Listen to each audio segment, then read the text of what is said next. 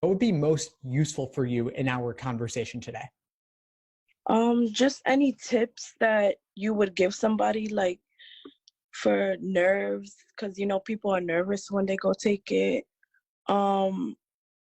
Anything to do during the meantime, like before the test, tips of that nature. Sure. So when we talk about nerves, why do you bring up nerves? What are you nervous about? Because I feel like the LSAT it's a big deal. Yeah. So it's like a breaking point. It's like a make it or break it type of thing. Even though we can retake it, it's still like it can bruise somebody's ego if you do bad on it. So For sure. And when are you taking it? I was gonna take it in April, but I think I'm gonna have to take a year off because I'm already too late to start applying for law school. I wanted to start in fall, but I think I cut it too close. So I'm gonna try to take it in, I think it's an August date or October. I need to look at the calendar again. Yeah, you've got some time. You've Yeah. got several months. If you're not applying this cycle, you could take the LSAT in the summer. You could take it in the fall. It's all good. Yeah. So I think I'm going to take it like in the summer so that I can be ahead and apply for fall 2021. Right. Yeah. So that's my goal. Awesome. So you've got plenty of time. And while the LSAT as a whole is incredibly important, no one particular test date will make or break you because you can always retake. So if you could take it in the summer and then retake in the fall, the stakes are a lot lower because there's no one particular test date that everything is riding on. Right. Now, where do you want to go to law school? I don't know. I have like 4 choices, which I'm in New York City. So I want to stay in the city, and I either want to go to Fordham or St. John's. Like those are my top schools that I would want to go to. Okay. And do you know what LSAT score you need? For Fordham, I know I need a higher one, probably like a 1. I think it was like a 165. Mm-hmm. I think that was like the median. But for St. John's, you can have a lower LSAT and a lower GPA and be safe to get in. That's true. So worst case scenario, if the LSAT doesn't go as well as you want it to, you could still potentially get into St. John's depending on your GPA and what the LSAT score actually ends up being. Yeah, a lot of people from my school, actually, I go to John Jay. A lot of people from my school have gotten into St. John's. And a lot of like the counselors and stuff from St. John's, they come to my school on a regular basis to recruit people to apply and stuff. Yeah, so they want you and they need you. Yeah, that's what they were saying too. Like they need you guys. So yeah, they need you more than you need them. Yeah, that's what they were saying too. Nice. So if you look at it that way, then the worst case scenario may not be so bad. Yeah, that's what I was thinking too. But I just feel like I was so lost and I started late. That's why, because I wanted to start, I didn't want to take a year off. I wanted to start now, but I didn't have nobody to really guide me. And I go to school at night. So all the programs, like the law programs that do help guide us, they were closed by the time I get to school because I work in the mornings. So it's like, I think I took too much time and didn't do everything I should have been doing. Well, a couple of things there. I mean, you were late before. If you're looking to take the LSAT in the spring for that same cycle, that's late. But if you wait till the next cycle, suddenly you're early. Now you're early and you have all the time in the world. Yeah. That's awesome. The other thing is that you're going to school at night. You can't access all the programs your college is making available to you, but those are not the only source of information that you have. Yeah. And that's when I found out about this. So I was like, good, because I tuned into like your videos and I was you did a video with, I forgot his name. He was a lawyer. I forgot his name, but he was the one that made me think like, I think I should take the year off instead of risking not getting into a school that I want to get into because of, the seatings and they already booked and people already applied for them and got accepted. So that's what made me want to take the year off too. Awesome. Great. Yeah. Sounds like you know what you got to do. You just got to put in the time. Yeah. But you've got several months to study for the LSAT. Yeah. And so you can really just start from square one, build the foundation first, and master this exam. Right. Have you used one of my study plans? No, I haven't looked at them yet. I'm literally just like, the first thing that I started was logic games. I know you said something about logic games. Mm-hmm. So I tried to play like numbers games and stuff, but I'm still like, it's still so foreign to me. So I'm trying to get everything together so I can start. Awesome. Yeah. Well, first thing I would say is pick a target test date. You could go for the summer LSATs in June or July, or you could go for August or October and beyond, but pick a date, focus on that, get the study plan that best fits that timeline. And in those study plans, I will lay out for you exactly what to be doing every single day over the course of your prep, which prep books to read, which prep test problems to complete, which articles to read on my site, just breaking it down for you as simply as possible. Okay, so cool. So that's where I should start at. Exactly. And you don't think I'm starting too early? You know how you ever like study for a test too early and then when it gets close, like you forget because you started a little too early? Like, what would you suggest? That applies for a lot of tests, but not so much for the LSAT, because this is not a test of information or memorization.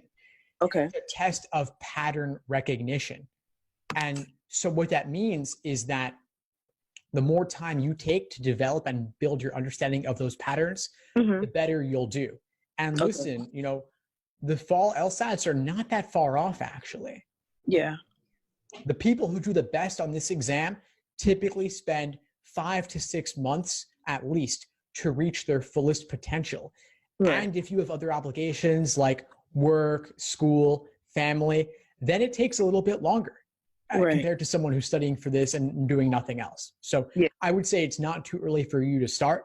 If you were, 3 years ahead, I have people contacting me in high school and I'm like, that's a little too early because you're focused on college for now, but you're already in college, you're applying in the next year or so. It's not too early to start looking at this stuff. Got it. So I think I'm going to start today because it is true. Fall is not that far out. And I think I want to take it earlier than the fall so I can start actually applying in the fall. So I think I want to do summer, which is also not too bad, like 5 months to give me. Yeah, exactly. And one other comment I want to add for you is with regard to looking at law schools like Fordham and St. John's, they are very different. As you noted, they have different requirements.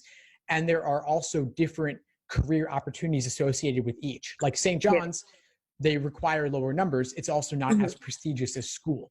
So if you're going to go there, you want significant scholarship money, if not ideally a full ride, which means you still want a pretty high LSAT. If you were going to St. John's and taking out loans for it, you might not be able to pay them off so easily when you graduate. So keep that in mind. I think either school you're looking for, if you want to stay in New York, I get it. I live in New York also, and it's obviously the best city in the world, right? Right. So you want to stay here, but that limits your options to some extent because there's only so many law schools here in New York. So make sure you're getting a good enough LSAT score where you can either go to a prestigious law school or you can get a significant scholarship money, if not a full ride, or both. Yeah, and that's the thing too, because we had like this law day at my school. So there was like pick the schools you want to pick, but also be realistic. Like they call it like a safe zone, like a school that you'll definitely get into. So that's why it's so different, like from Fordham to St. John's. Like so. Yeah, but keep in mind also getting in is just the first step because then there's succeeding there and there's the loans associated, there's the bar exam, there's jobs afterwards. It doesn't really end. But if you get that high LSAT score, like at least 160 plus, then you're getting scholarship money or getting into a better law school, maybe both. Yeah, that's my goal because I feel like my GPA could be better because I had to take a year off from because I went to BMCC also. I had to take a year off when my grandma died, and I feel like that's when my GPA like flaked. And then it's still like hurting my GPA till this day. Like I'm getting better grades now. I was even on the dean's list, but it's still like, in order for my GPA to go a little higher, I have to get all A's this semester. So it's still going to be a little challenging. So that's why I want to do very good on this test. Like, Yeah, So and regarding the GPA, I mean, you can write an addendum about that. You can talk about what happened. That's a valid reason. And the upward trend is at least a good thing, that your grades go up as time goes on. But LSAT score weighs more heavily, and that's the biggest thing you can impact at this point. So give it your all over the next 5-6 months. Get that 160 plus. And although you want to stay in New York, it also wouldn't hurt to apply to law schools outside New York, just because it can help you negotiating scholarships. Like, you get into law school somewhere else, you can go to St. John's or Fordham and say, hey, I'd love to go to you guys. I prefer to stay in New York. School X outside New York offered me this. Can you at least match that, or maybe exceed it a little bit? So play them off each other. Got it. So how many would you like consider on your list? I would say at least 10. 10? Okay. And you don't have to want to go to all 10, but again, the scholarships. That makes sense. Definitely. And also say somebody like not flakes the test, but doesn't do the absolute best on the date that I want to take it. How long would you give somebody to retake the test? Depends on a lot of factors. I mean, I like recommending taking it 1 or 2 months later because you're still fresh. Yeah. So let's say you take it in August, you could then retake in October, or you take in October, you could retake in November. You've only got to stay fresh on the LSAT for another month or two. And that could involve nothing more than just taking a timed practice test every week. That's all you got to do. Yeah. And if you improve in your understanding, even better. But because law schools don't average multiple scores and they only take the highest, you could, through luck alone, do a couple points better and benefit from it. And if not, no big deal. Got it. So yeah, I think I'm going to start that study plan thing today, because I did save I know you send out like an email like every day. So I saved all of them, but I haven't opened them. So I think that's my goal for today, like to just go through them and find out. You said start from the bottom, so that's exactly what I'm going to do today. Yeah, build the foundation, start going through them. You got all the information available to you, just make use of it. Yep, definitely. Thanks, I appreciate it. My pleasure. Before we sign off, what would you say is the biggest insight you got from our call today?